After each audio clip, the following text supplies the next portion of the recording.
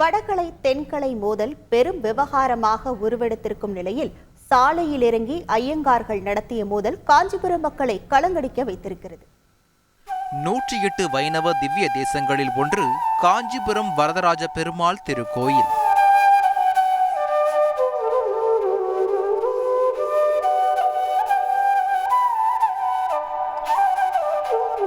கோயிலில் வைகாசி பிரமோற்சவம் விமர்சையாக தொடங்க ஒவ்வொரு நாளும் சாமியின் அலங்காரம் கட்டு தரிசிக்க ஆயிரக்கணக்கான பக்தர்கள் வருகிறார்கள். பெருமாளின் அழகை பார்த்து ரசித்து அருளை பெற்று திரும்ப கோயில் வருவோர் எல்லாம் சீ என முகம் சுழிக்கும் வகையிலான சம்பவங்கள் அங்கு அரங்கேறி வருகிறது.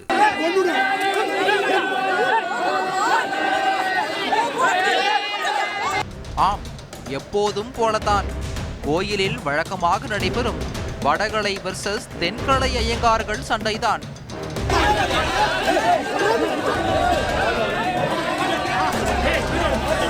புராணங்கள் புகழ் போற்றும் கோயிலில் திவ்ய பிரபந்தம் வேத பாராயணம் செய்வதில் வடகலை மற்றும் தென்கலை ஐயங்கார்களிடையே பிரச்சனை தீராது செல்கிறது.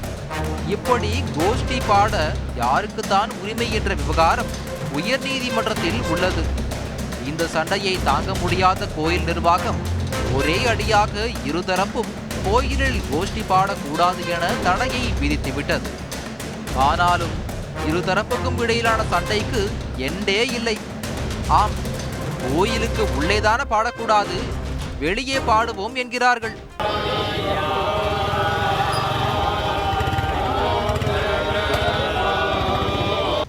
இப்படி கோயிலில் இருந்து சாமி ஊர்வலம் வரும்போது வடகலையினர் பாட தென்கலையினரும் பாட இருதரப்புக்கும் இடையே மோதல் வெடிக்கிறது.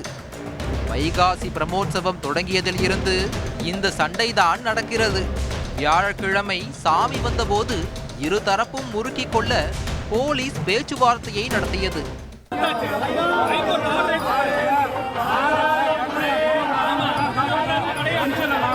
இருப்பினும் வெள்ளிக்கிழமை சாமி வந்தபோதும் சண்டையை நிறுத்தவில்லை இருதரப்பும்.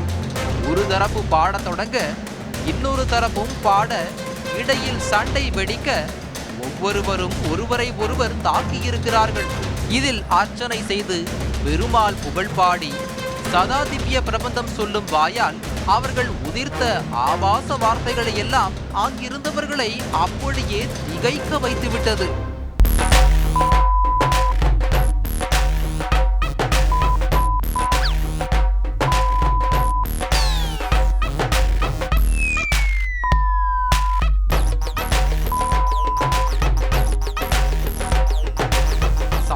ஊர்வலத்திற்கிடையே இவர்களது சண்டையும் ஆபாச அர்ச்சனைகளும் அங்கிருந்தவர்களுக்கு எல்லாம் பெரும் வேதனையை ஏற்படுத்திவிட்டது.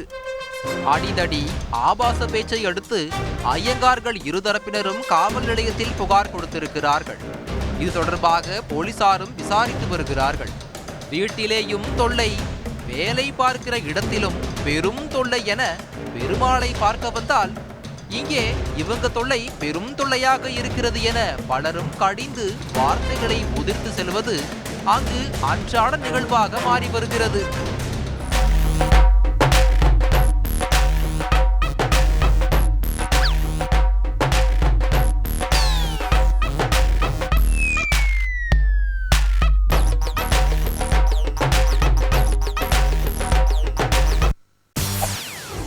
செய்திகளை உடனுக்குடன் தெரிந்து கொள்ள உடனே சப்ஸ்கிரைப் பண்ணுங்க.